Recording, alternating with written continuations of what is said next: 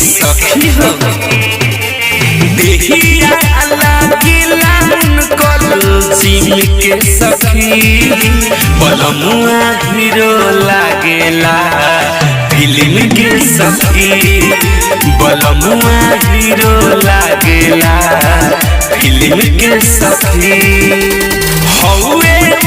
super खिलाड़ी team के सखी बलमुआ हीरो लागेला फिल्म के सखी सजनवा हीरो लागेला फिल्म के सखी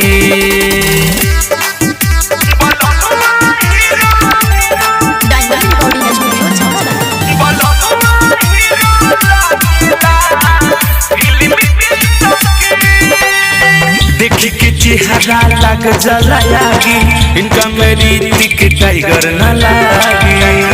ऐसा की देखी के चेहरा लग जलायागी इनका मेरी टिक टाइगर न लागी गुनावा भरल बा सबीली के सखी बलमुआ हीरो लागेला फिल्म के सखी सजनवा हीरो लागेला फिल्म के सखी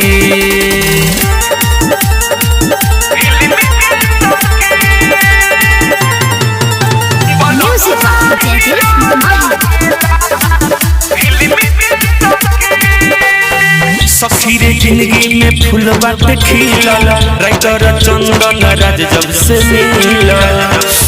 सखी खुश बनी हो सखी रे जिंदगी में फूल बाटे खिलल राहुल रोमियो जब से मिलल ऑल बेला असुक खींची बीम के सखी बलमुआ हीरो लागेला फिल्म के सखी सजनवा हीरो लागेला फिल्म के सखी हौवे सुपर खिलाड़ी टीम के सखी बलमुआ हीरो लागेला फिल्म के सखी सजनवा हीरो लागेला